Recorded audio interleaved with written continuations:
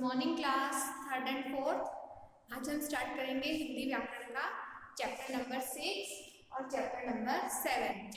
Chapter number 6 है वचन, chapter number 7 है सर्वनाम। स्टार्ट करेंगे चैप्टर नंबर 6 वचन। वचन वह शब्द है जिससे हमें हमारे आसपास की जो भी चीजें हैं, वस्तुएं हैं, उनकी संख्या की जानकारी मिलती है कि हमें पता चलता है कि हमारे आसपास जो भी वस्तुएं रखी है या जो भी चीजें हम देख रहे हैं वो संख्या में कितनी है, वो संख्या में कितनी है, उनकी संख्या कितनी है, 1 है, 2 है या 2 से ज्यादा है या बहुत सारी है। तो वचन वह शब्द है जिससे हमें यह पता चलता है कि सामने रखी वस्तुओं की संख्या कितनी है, वस्तुएं कितनी सारी हैं, 1 है, 2 है, 3 है या बहुत सारी है या ज्यादा मात्रा में है। तो इसकी परिभाषा होगी शब्द के जिस रूप से उसके एक या एक से अधिक होने का पता चलता है उसे वचन कहते हैं। शब्द के जिस रूप से उसके एक या एक से अधिक होने का पता चलता है उसे वचन कहते हैं।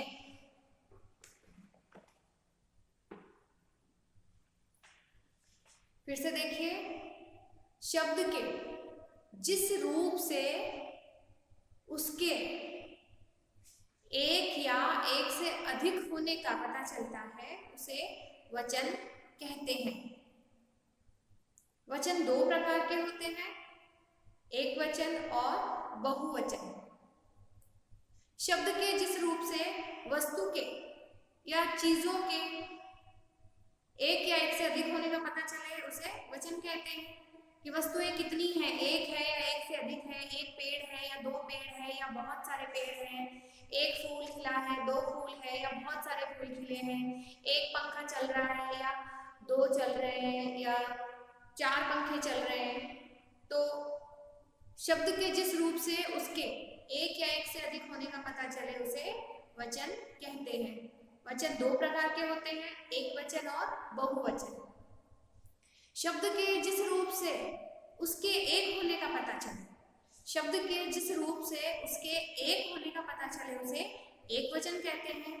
जैसे कि पंखा, बच्चा, टेबल, कुर्सी, मेज, केला, घोड़ा, ये सब एक वचन में।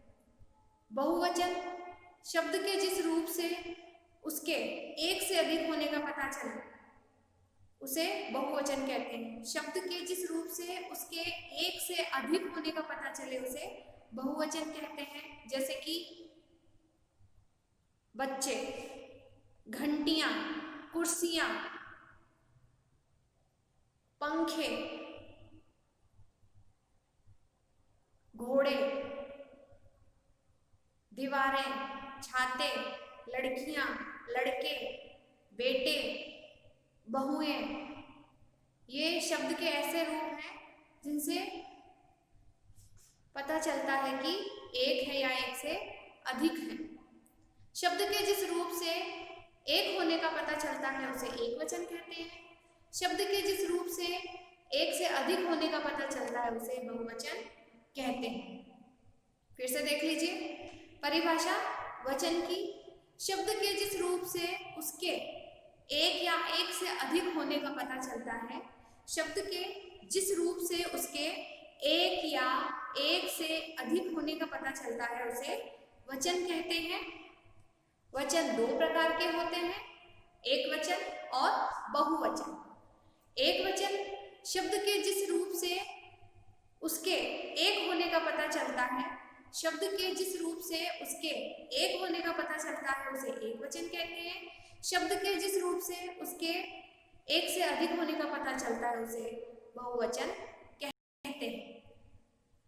एक वचन हो गया लड़का, बहुवचन हो गया लड़के, छाता बहुवचन हो गया छाते, लड़की बहुवचन हो गया लड़कियां, बेटा बहुवचन हो गया बेटे, चूहा बहुवचन हो गया चूहे,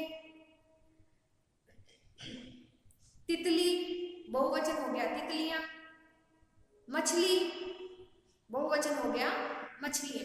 तो हम लिखना शुरू करते हैं। वचन की सबसे पहले लिखेंगे वचन की परिभाषा। वचन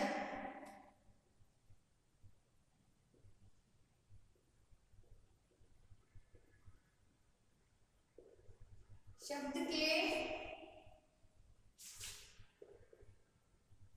जिस रूप से, शब्द के जिस रूप से उसके, शब्द के जिस रूप से उसके एक या एक से अधिक, एक से अधिक, शब्द के जिस रूप से उसके एक या एक से अधिक होने का पता, होने का पता चलता है उसे वचन कहते हैं, उसे वचन कहते हैं। ये तो हो गई वचन की परिभाषा। वचन शब्द के जिस रूप से उसके एक या एक से अधिक, एक या एक से अधिक होने का पता चलता है उसे वचन कहते हैं। अब बारी आती है वचन के प्रकार। वचन के भेद बोल दीजिए या वचन के प्रकार बोल दीजिए, दोनों एक ही बात है। वचन के प्रकार।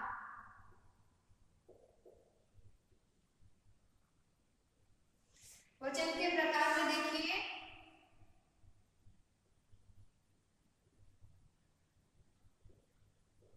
वचन के प्रकार, वचन के दो प्रकार होते हैं, मैंने बताया जैसे आपको। वचन के दो प्रकार,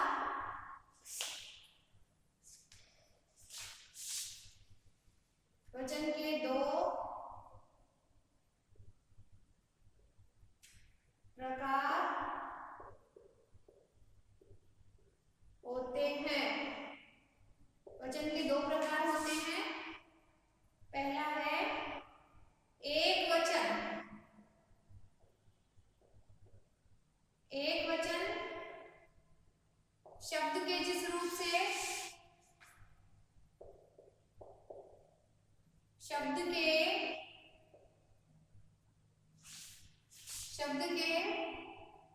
जिस रूप से, जिस रूप से एक होने का पता चलता है। एक शब्द के जिस रूप से एक होने का पता चलता है, पता चलता है उसे एक वचन कहते हैं, उसे एक वचन, एक वचन कहते हैं। जैसे बच्चा, बच्चा, छाता, बच्चा, छाता, टेबल, पंखा, ये सभी शब्द एक वचन में आते हैं।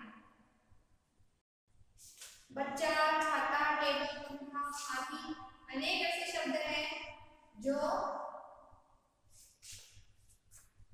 एक वचन में आते हैं। फिर बारी आती है बहुवचन की।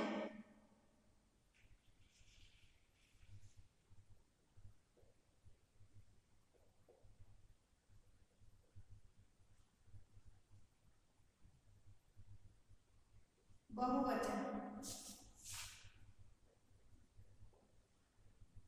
शब्द के पहले आया एक वचन, दूसरा आया बहुवचन। शब्द के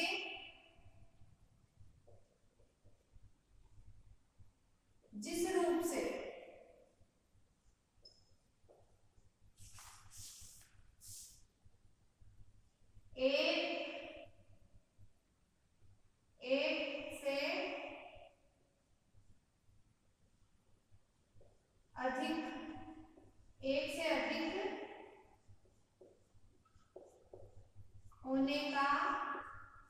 एक से अधिक होने का पता चले, एक से अधिक होने का पता चले। शब्द के जिस रूप से एक से अधिक होने का पता चले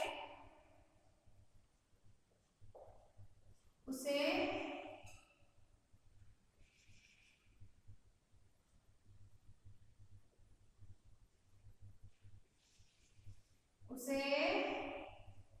बहुवचन, उसे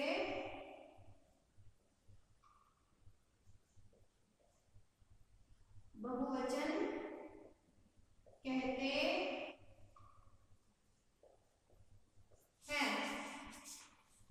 शब्द के जिस रूप से एक से अधिक होने का पता चले, एक होती है तब तक तो एक वचन होता है, एक से अधिक होती है तो बहुवचन होता है। एक से अधिक होने का पता चले उसे बहुवचन कहते हैं। जैसे देखिए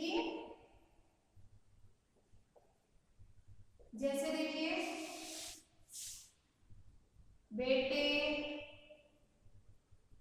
तारे, बेटे, तारे, वधुएं,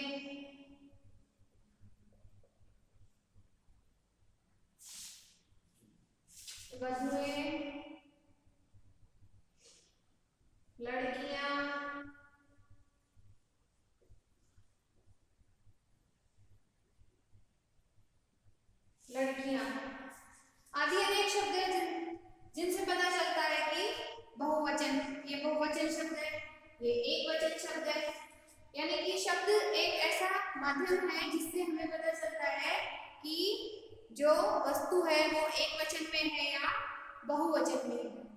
शब्द के जिस रूप से उसके एक या एक से अधिक होने का पता चले उसे वचन कहते हैं। शब्द के जिस रूप से एक होने का पता चले, शब्द के जिस रूप से एक होने का पता चलता है उसे एक वचन कहते हैं। शब्द के जिस रूप से एक से अधिक होने का पता चले उसे बहुवचन कहते हैं। एक होने का पता चलता है उसे एक वचन कहते हैं। शब्द के जिस रूप से एक से अधिक होने का पता चलता है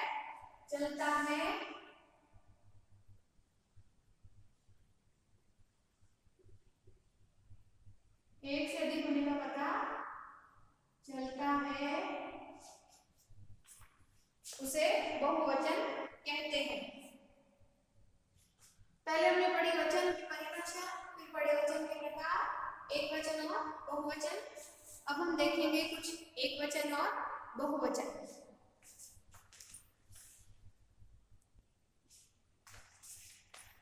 कुछ एक वचन और बहुवचन देखते हैं। कुछ शब्दों के एक वचन हो और साथ में उनके बहुवचन हो। जैसे कि बेटा बहुवचन बन जाएगा, बहुवचन बनेगा इसका बेटे।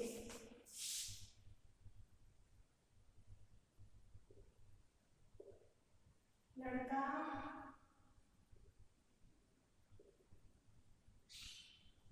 लड़के,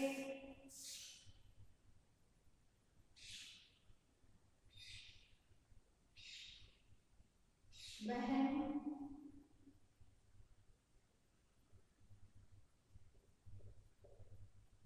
बहनें,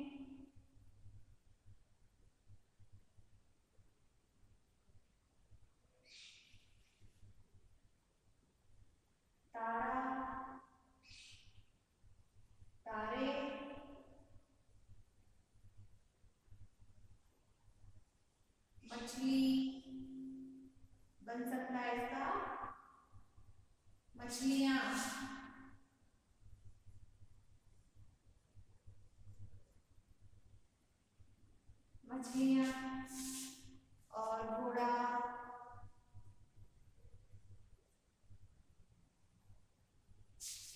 घोड़े,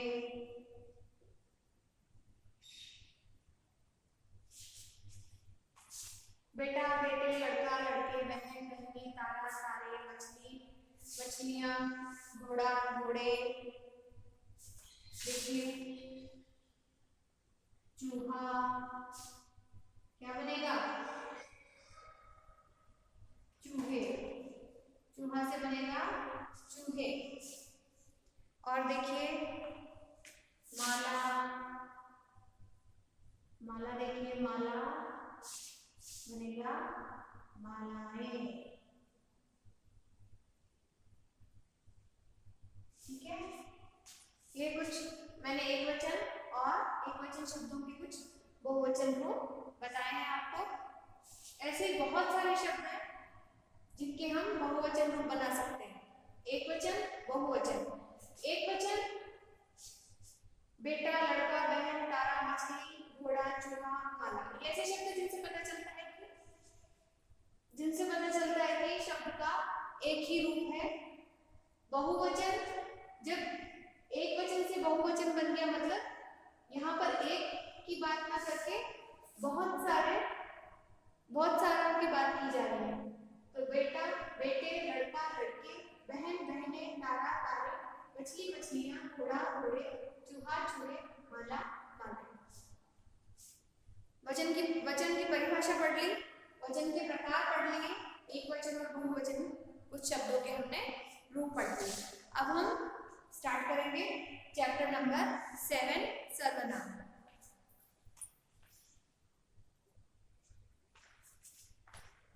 स्टार्ट करेंगे चैप्टर नंबर 7 सर्वनाम। सर्वनाम संज्ञा के स्थान पर काम आने वाले शब्दों को सर्वनाम कहते हैं। संज्ञा हमने पढ़ी थी पिछले चैप्टर में। किसी भी व्यक्ति, वस्तु, स्थान आदि के नाम को संज्ञा कहते हैं। संज्ञा में हर एक वस्तु, व्यक्ति, स्थान सभी का नाम होता है, उन्हें संज्ञा कहते हैं। लेकिन सर्वनाम में क्या होता है? संज्ञा के स्थान पर काम आने वाले शब्दों को, संज्ञा का बार बार प्रयोग, संज्ञा शब्दों का बार बार प्रयोग न करके सर्वनाम का प्रयोग किया जाता है। संज्ञा के स्थान पर काम आने वाले शब्दों को सर्वनाम कहते हैं। सर्वनाम शब्द होते हैं जैसे कि मैं, मेरा, मुझ में, मुझको, हमें, हमारा, आपका, उसका, इसका, अपना, तुम्हारा, तुम्हारी आदि। ये सब सर्वनाम होते हैं जो संज्ञा के स्थान पर काम आते हैं, प्रयुक्त होते हैं। तो सर्वनाम की परिभाषा हो गई, संज्ञा के स्थान पर काम आने वाले शब्दों को सर्वनाम कहते हैं। यहाँ पर नाम को बार बार नहीं दोहराया जाता है, उसके स्थान पर सर्वनाम का प्रयोग किया जाता है। सर्वनाम जैसे कि मैंने बताया आपको, मैं, मेरा, मेरी, मेरे, मुझे, मुझ में, मुझको, तुम, तुमने, तुम्हारा, तुम्हारी, यह, वह, उसका, ये सभी सर्वनाम है और ये सभी संज्ञा के स्थान पर प्रयुक्त होते हैं। तो हम लिखना शुरू करेंगे। सबसे पहले सर्वनाम की परिभाषा। सर्वनाम की परिभाषा देखिए, सर्वनाम मैंने जैसे आपको बताया है,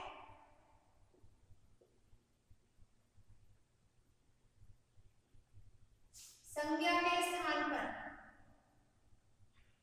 संज्ञा के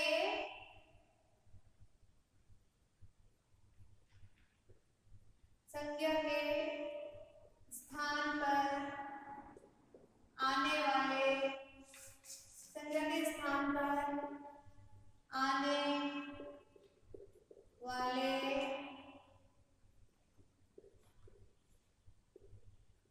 शब्दों को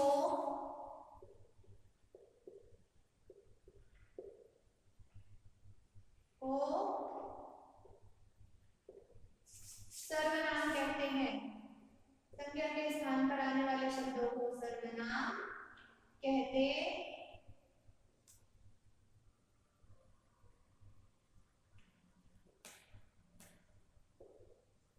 हैं। देखिए सर्वनाम की परिभाषा, संज्ञा के स्थान पर आने वाले, संज्ञा के स्थान पर प्रयोग होने वाले, संज्ञा के स्थान पर काम आने वाले या संज्ञा के स्थान पर आने वाले शब्दों को सर्वनाम कहते हैं। जैसे कि मैं, अब मैं अपने लिए बात कर रही हूं तो मैं खुद का नाम बार बार ना दोहरा के मैं खुद को मैं, मेरी, मेरा, मुझको, मुझे, मुझमें, हम, हमें आदि सर्वनाम शब्दों से खुद को संबोधित करूंगी, ना कि अपना नाम बार बार दोहराऊंगी। उसके बाद आता है दूसरों के लिए, जब हम बात कर रहे होते हैं या जिससे हम बात कर रहे होते हैं उसके लिए हम शब्दों का यूज करेंगे, शब्दों का प्रयोग करेंगे तुम, तुम्हारा, तुम्हारी, आप, आपका, तुम में, आपने, तुम्हें, तुम्हारा, तू, तेरा, तुझे, तुझको आदि आदि सर्वनाम शब्दों का प्रयोग करेंगे। कब? जब हम जिससे बात कर रहे होते हैं, जो हमारे साथ खड़ा होता है, जिससे हम बात कर रहे होते हैं उसके लिए। फिर बारी आती है जिसके बारे में बात की जा रही है, जिसके बारे में बात की जा रही है उसके लिए किन सर्वनाम शब्दों का प्रयोग करेंगे? उसके लिए करेंगे यह, वह, उसका, उसने, उसे, ये, वे, इसका, उसका। ये ऐसे सर्वनाम शब्द हैं जिनका हम प्रयोग करेंगे किसी तीसरे व्यक्ति के बारे में जिसके बारे में बात की जा रही है। अपने लिए कुछ सर्वनाम शब्द आएंगे। अपने लिए, जब हम अपने लिए बात कर रहे होते हैं, खुद के लिए, अपने लिए बात कर रहे होते हैं तो जो सर्वनाम शब्द आते हैं, अपने लिए बात कर रहे होते हैं तो आता है मैं, मेरी, मेरा, मुझे,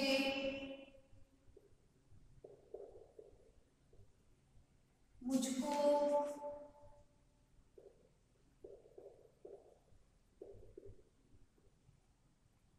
हमें,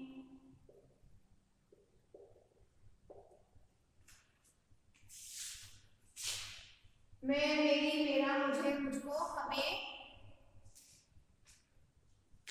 हम, हमारा आदि ऐसे अनेक शब्द हैं जो हम अपने लिए प्रयोग में लेते हैं।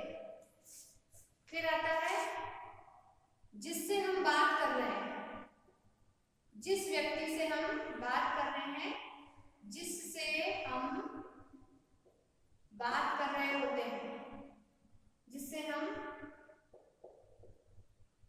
बात कर रहे हैं, बात करते हैं। ये तो आ गया अपने लिए, ये आ गया जिससे हम बात करते हैं। उसके लिए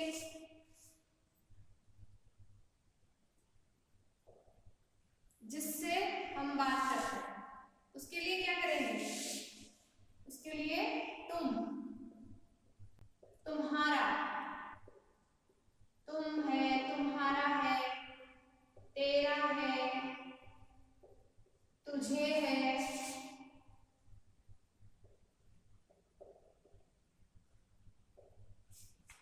तुम, तुम्हारा,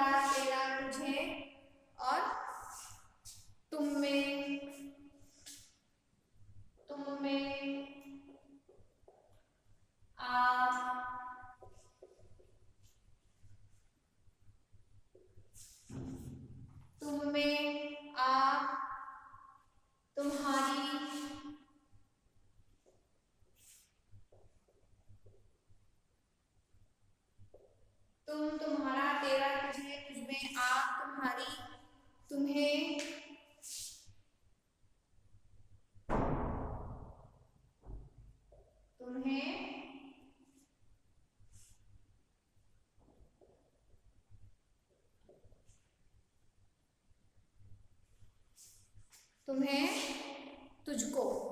आदि ऐसे शब्द हैं, आदि ऐसे सर्वनाम शब्द हैं जिनका हम प्रयोग कब करते हैं, जब हम जिससे बात कर रहे होते हैं।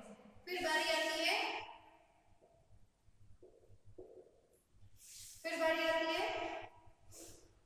उस व्यक्ति की जिसके बारे में बात की जा रही है, जिसके बारे में बात की जाए। तीसरे व्यक्ति जिसके बारे में बात हो रही है। अगर दो व्यक्ति आपस में बात किसी तीसरे व्यक्ति के बारे में कर रहे हैं तो जिसके बारे में बात की जाए उसे किस सर्वनाम शब्द से बोला जाएगा, उसके लिए कौन सा सर्वनाम शब्द प्रयोग में लाया जाएगा, इसके बारे में देखिए। जिसके बारे में बात की जाए उसको किस नाम, उसके लिए कौन से सर्वनाम शब्दों का प्रयोग किया जाएगा, यह, वह, उसका। उसके लिए किया जाएगा यह, वह, उसका, उसे, इसका,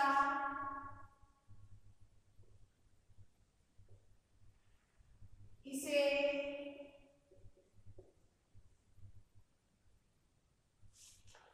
यह, वह, उसका, उसे, इसका, इसे, उनका,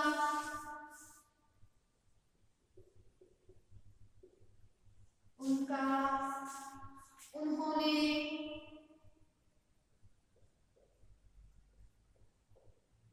उनका, उन्होंने। देखिए, जिसके बारे में बात की जाए उसको यह, वह, उसका, उसे, इसका, इसे, उनका, उन्होंने, इसने, इसने, इन्होंने।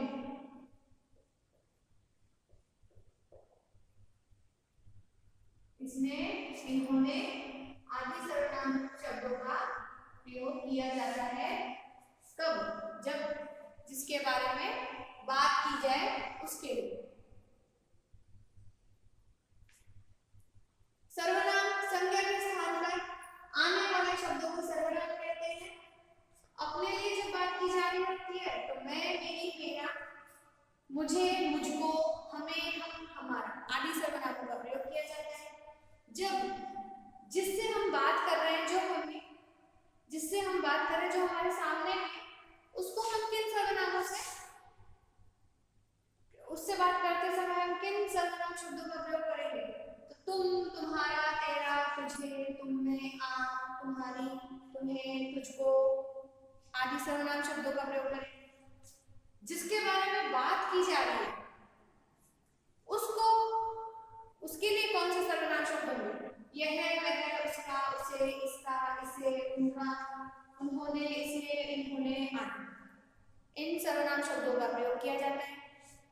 पहले हमने पढ़ा सर्वनाम की परिभाषा, फिर ऐसे सर्वनाम शब्द जिनका हम प्रयोग करते हैं अपने लिए, जिससे बात कर रहे हैं उनके लिए, और जिसके बारे में बात की जा रही है उनके लिए। अब हम आगे बढ़ेंगे सर्वनाम के भेद। सर्वनाम के 6 भेद हैं। पहला है पुरुषवाचक सर्वनाम, दूसरा है, पहला है पुरुषवाचक सर्वनाम, दूसरा है निश्चयवाचक सर्वनाम, तीसरा है अनिश्चयवाचक सर्वनाम, फिर है, पहला देखिए पुरुषवाचक सर्वनाम। सर्वनाम के भेद देखिए, सर्वनाम के 6 भेद हैं। पहला है पुरुषवाचक सर्वनाम, निश्चयवाचक सर्वनाम, अनिश्चयवाचक सर्वनाम, फिर है प्रश्नवाचक सर्वनाम, फिर है निजवाचक सर्वनाम, फिर है संबंधवाचक सर्वनाम। सर्वनाम के भेद देखिए, सर्वनाम के 6 भेद होते हैं। सर्वनाम के भेद, अब हम पढ़ेंगे सर्वनाम के भेद। सर्वनाम के भेदों में सर्वनाम के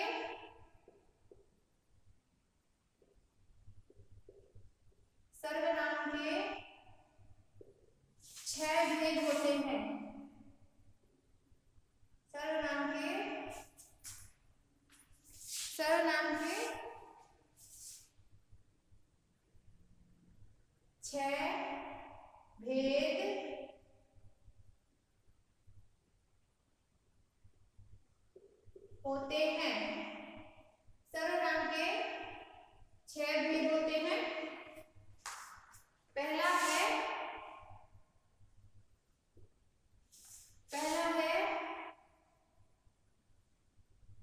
पुरुषवाचक।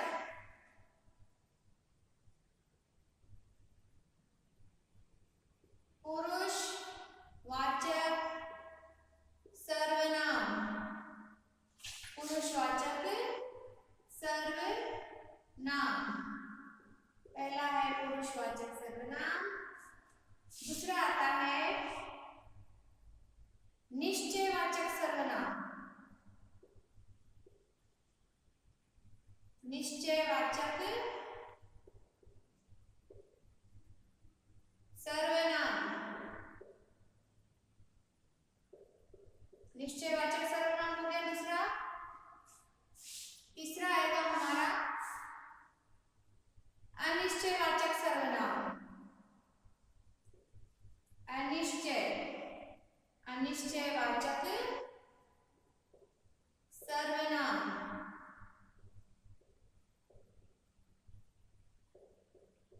अनिश्चयवाचक सर्वनाम तीसरा हो गया। चौथा हो गया हमारा प्रश्नवाचक सर्वनाम।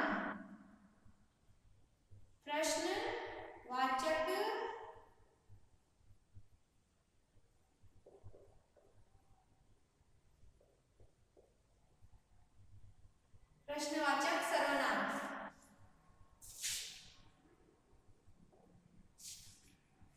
पुरुषवाचक सर्वनाम, निश्चयवाचक सर्वनाम, अनिश्चयवाचक सर्वनाम, प्रश्नवाचक सर्वनाम। अब आ जाएगा निजवाचक सर्वनाम। निजवाचक सर्वनाम। निजवाचक सर्वनाम।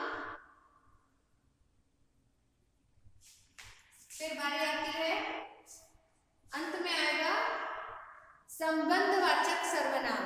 अंत में आएगा संबंधवाचक सर्वनाम।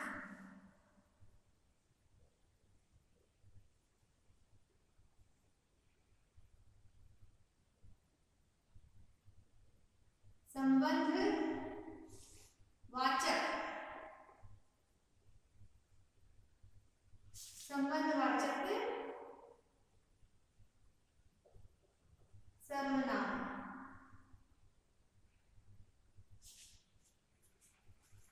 सर्वनाम के भेद। सर्वनाम के 6 भेद होते हैं। सर्वनाम के भेद में देखिए, सर्वनाम के 6 भेद होते हैं। 6 भेद। सर्वनाम के 6 भेद होते हैं। पहला है पुरुषवाचक सर्वनाम। दूसरा है निश्चयवाचक सर्वनाम।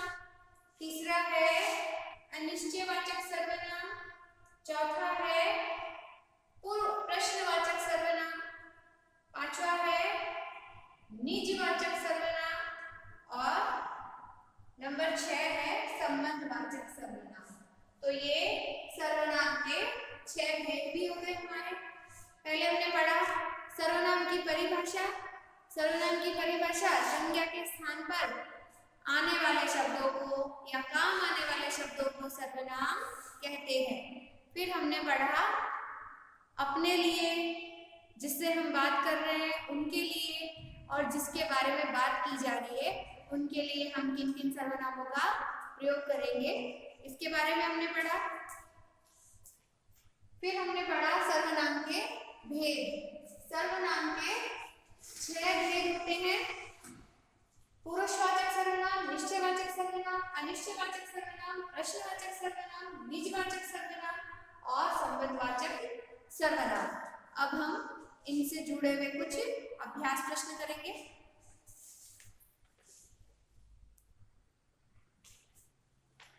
पहला प्रश्न देखिए अभ्यास प्रश्न में, प्रश्न नंबर 1। शब्द के जिस रूप से शब्द के जिस रूप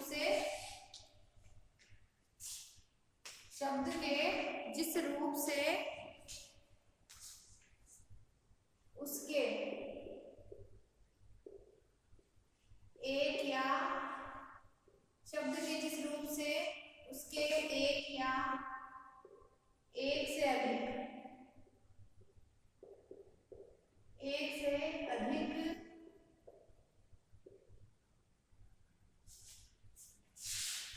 होने का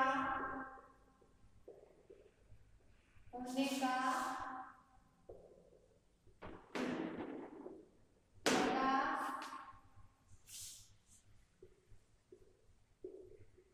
चलता है उसे कहते हैं।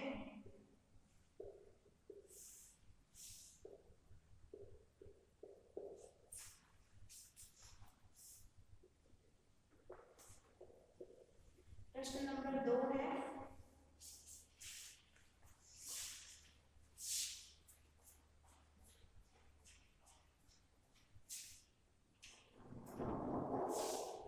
दिए गए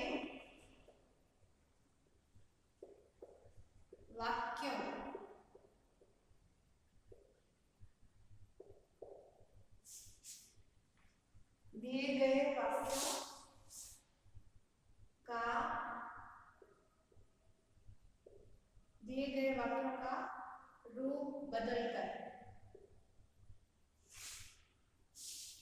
दिए गए वाक्यों का रूप बदलकर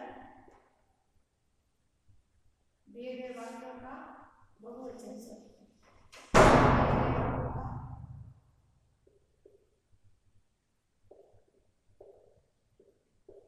बहुवचन रूप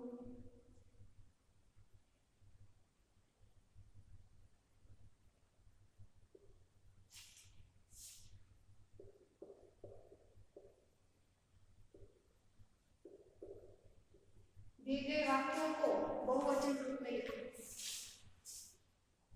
पहला है बच्चा सो रहा है। दूसरा है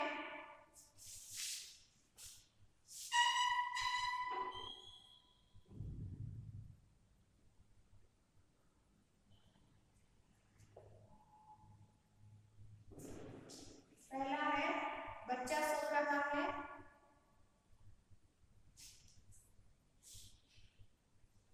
दूसरा हो जाएगा हमारा तितली उड़ रही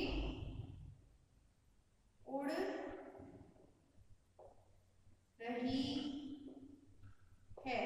अब इन दोनों वाक्यों का आपको बहुवचन रूप में, एक वचन है तो बहुवचन रूप में परिवर्तित करके वाक्य को लिखना है।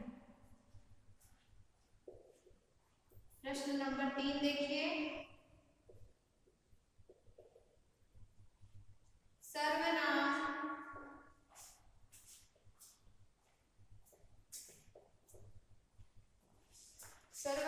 किसे कहते हैं? प्रश्न नंबर 3 है, सर्वनाम किसे कहते हैं? प्रश्न नंबर 4 है,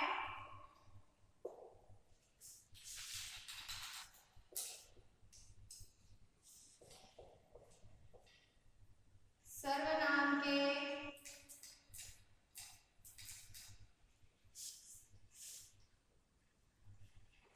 कितने भेद होते हैं?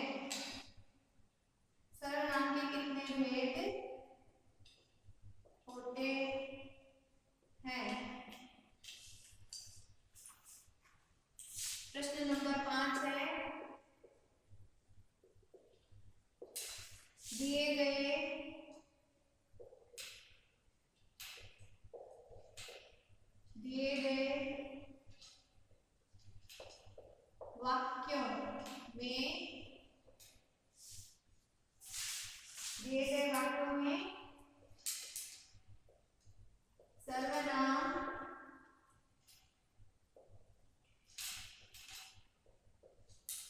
ढूंढो या छांटो।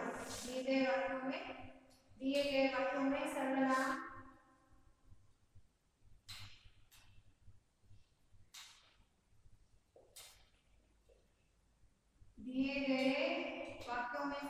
शब्द को अलग करो, छांटो या ढूंढो। दिए गए वाक्यों में सर्वनाम शब्द को अलग करो। तो पहला वाक्य है,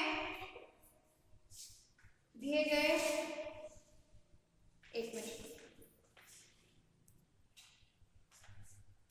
पहला वाक्य देखिए, वे फुटबॉल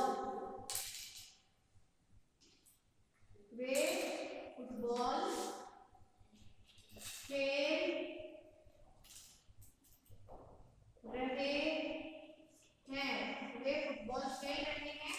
दूसरा देखिए, वह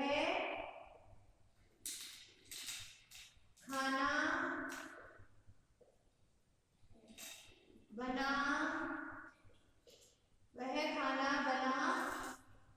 रही है। प्रश्न नंबर 5 है, दिए गए वाक्यों में सर्वनाम शब्द को अलग करना है। वे फुटबॉल खेल रहे हैं। दूसरा है, वह खाना बना रही है। अब हम इनके उत्तर करना शुरू करते हैं। प्रश्न नंबर 1 है हमारा, शब्द के जिस रूप से उसके एक या एक से अधिक होने का पता चलता है उसे क्या कहते हैं? उसे देखिए, उत्तर नंबर 1, उसे वचन कहते हैं। क्या कहते हैं? उसे वचन कहते हैं। फिर है, दिए गए वाक्यों को बहुवचन रूप में लिखो। तो इसमें क्या है? पहला होगा, बच्चा सो रहा है। तो उत्तर नंबर 2 में देखिए, उत्तर नंबर 2 में देखिए आप, पहला वाक्य होगा बच्चा सो रहा है। तो हो जाएगा इसका चेंज, क्या हो जाएगा? बच्चे सो रहे हैं। बच्चे सो रहे हैं। दूसरा देखिए, तितली उड़ रही है। इसका हो जाएगा तितलियां। जैसे ही बहुवचन होगा वैसे ही इसके वाक्य में परिवर्तन आ जाएगा। तितलियां उड़ रही है। तितलियां उड़ रही है। पहला था बच्चा सो रहा है, अब यहाँ हो गया बच्चे सो रहे हैं। बहुवचन बन गया, तितली उड़ रही है, तितलियां उड़ रही है। तीसरा है, सर्वनाम किसे कहते हैं? तीसरा प्रश्न है, सर्वनाम किसे कहते हैं? उत्तर नंबर देखिए, उत्तर नंबर 3, संज्ञा के स्थान पर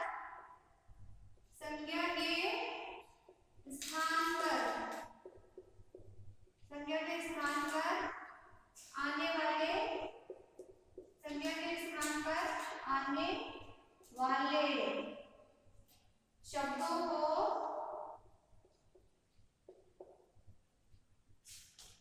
शब्दों को सर्वनाम, संज्ञा के स्थान पर आने वाले शब्दों को सर्वनाम कहते हैं। फिर है, सर्वनाम के कितने भेद होते हैं? सर्वनाम के उत्तर नंबर 4 देखिए,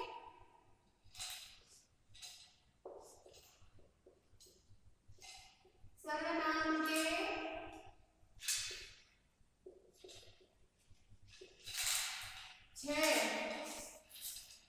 6 भेद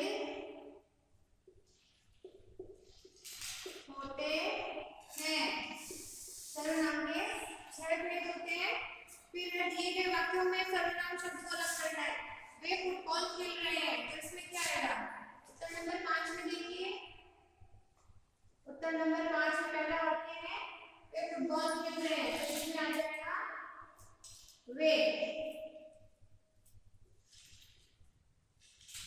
इसमें पहले वाक्य में सर्वनाम शब्द क्या होगा? पहले में आएगा वे, ठीक है। दूसरा है वह खाना बना रही है, तो इसमें आ जाएगा वह। क्या है इसमें? वह खाना बना रही है में सर्वनाम शब्द हो जाएगा वह। फिर से देख लीजिए, एक बार फिर से देख लीजिए। शब्द के जिस रूप से उसके एक या एक से अधिक होने का पता चलता है उसे वचन कहते हैं। उत्तर मैंने लिख दिया है यहाँ पर, वचन कहते हैं। दूसरा है दिए गए वाक्यों को बहुवचन रूप में लिखो। बच्चा सो रहा है, बच्चे सो रहे हैं। तितली उड़ रही है, बहुवचन हो गया तितलियां उड़ रही है। सर्वनाम, प्रश्न नंबर 3 में सर्वनाम किसे कहते हैं? तो इसका उत्तर हो जाएगा संज्ञा के स्थान पर आने वाले शब्दों को सर्वनाम कहते हैं। फिर है प्रश्न नंबर 4 देखिए, सर्वनाम के कितने भेद होते हैं? तो उत्तर नंबर 4 है सर्वनाम के 6 भेद होते हैं। फिर देखिए प्रश्न नंबर 5, दिए गए वाक्यों में सर्वनाम शब्द को अलग करना है हमें। तो पहला वाक्य है हमारा वे फुटबॉल खेल रहे हैं, तो उत्तर नंबर 5 में पहले वाक्य में सर्वनाम शब्द हो जाएगा वे। फिर है दूसरा वह खाना बना रही है, तो इसमें सर्वनाम शब्द हो जाएगा वह। अभ्यास प्रश्नों का आप सब लोग बार बार अभ्यास कीजिएगा। आज का हमारा वीडियो यहीं तक, फिर मिलेंगे एक नए वीडियो के साथ में। तब तक स्वस्थ रहिए, खुश रहिए।